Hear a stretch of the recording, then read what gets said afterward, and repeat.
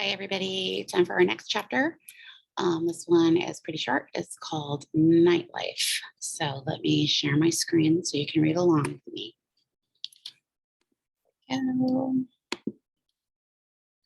right, Nightlife. A few words about Rat Kiley. I wasn't there when he got hurt, but Mitchell Sanders told me the essential facts.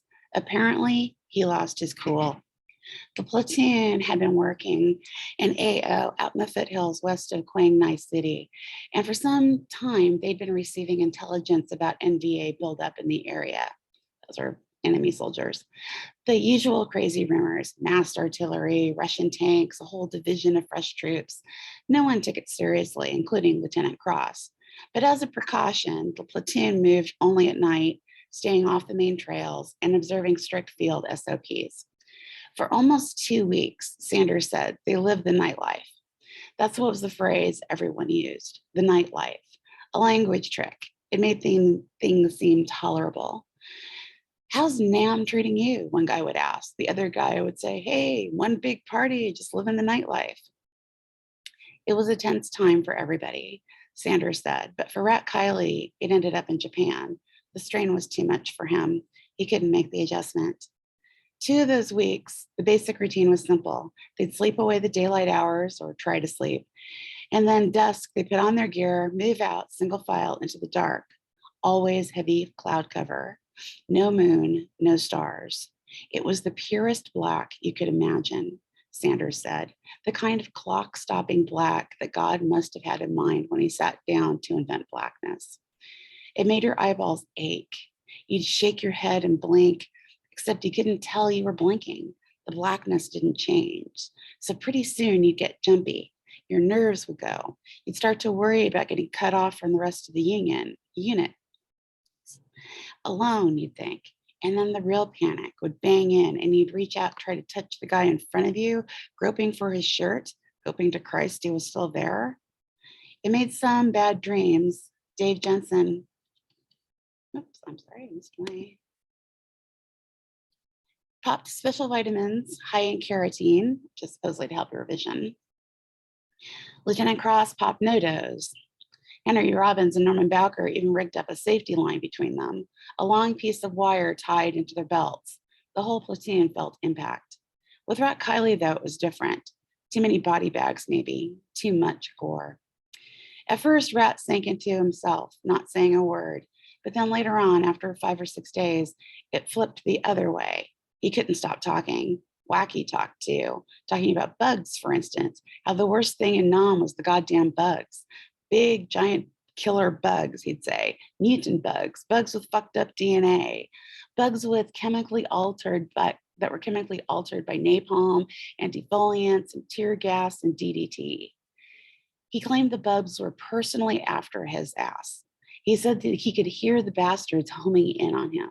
Swarms of mutant bugs, billions of them, had him bracketed, whispering his name, he said, his actual name, all night long. It was driving him crazy. Odd stuff, Sanders said, and it wasn't just talk. Rat developed some peculiar habits, constantly scratching himself, clawing at bug bites. He couldn't quit digging at his skin, making big scabs and then ripping off the scabs and scratching the open sores. It was a sad thing to watch. Definitely not the old Rat Kiley. His whole personality seemed out of kilter. To an extent, though, everybody was feeling it.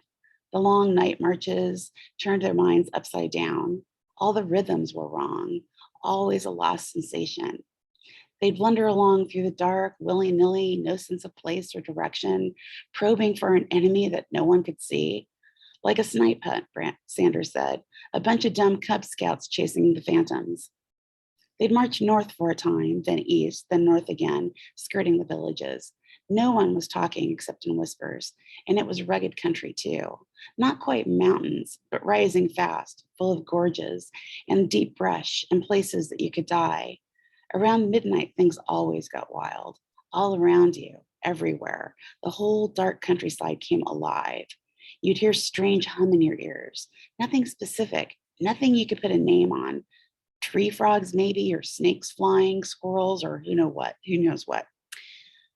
The night had its own voice, that hum in your ears, The hours after midnight, you'd swear you were walking through some kind of soft black protoplasm. Vietnam, the blood and flesh. It was a joke, Sanders said. The monkeys chattered death chatter. The nights got freaky. Rat Kiley finally hit a wall. He couldn't sleep during the hot daylight hours. He couldn't cope with the nights. Late one afternoon, after the platoon prepared for another march, he broke down in front of Mitchell Sanders, not crying, but up against it. He said he was scared, and it wasn't normal scared. He didn't know what it was. Too long in country, probably, or else he just wasn't cut out to be a medic. Always policing up parts, he'd say, always plugging up holes. Sometimes he'd stare at guys who were still okay, the alive guys, and he'd start to picture how they'd look dead, without arms or legs, that sort of thing. It was ghoulish. He knew that, but he couldn't shut off the pictures. He'd still be sitting there or talking with Bowker or Dobbins or somebody, just marking time. And then out of nowhere, he'd find himself wondering how much the dead guy's head weighed, like how heavy it was, and what it would feel like to pick up the head and carry it over to the chopper and dump it in. Rat scratched the skin on his elbow, digging in hard. His eyes were red and weary. It's not right, he said. These pictures in my head, they won't quit. I see a guy's liver, the actual fucking liver. And the thing is, it doesn't scare me. It doesn't even give me the willies. More like curiosity, the way a doctor feels when he looks at a patient, sort of mechanical, not seeing the real person, just a ruptured appendix or a clogged up artery. His voice floated away for a second. He looked at Sanders and tried to smile. He kept clawing at his elbow. Anyway, Rat said, the days aren't so bad, but at night the pictures get to be a bitch. I start seeing my own body, chunks of myself, my own heart, my own kidneys. It's like, I don't know, it's like staring into this huge black crystal ball. One of these nights I'll be laying dead out there in the dark and nobody will find me except the bugs. I can see it. I can see the goddamn bugs chewing tunnels through me. I can see the mongooses munching on my bones. I swear, it's too much. I can't keep seeing myself dead. Mitchell Sanders nodded. He didn't know what to say. For a time, they sat watching the shadows come.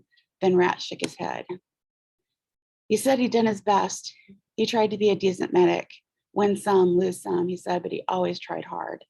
Briefly then, rambling a little, he talked about how a few guys who were gone now, Kurt Lemon and Kiowa and Ted Lavender, and how crazy it was that people who were so incredibly alive could get so incredibly dead. Then he almost laughed. This whole war, he said, you know what it is? Just one big banquet. Meat, man, you and me, everybody, meat for the bugs. The next morning, he shot himself. He took off his boots and socks, laid out his medical kit, doped himself up, put a round through his foot.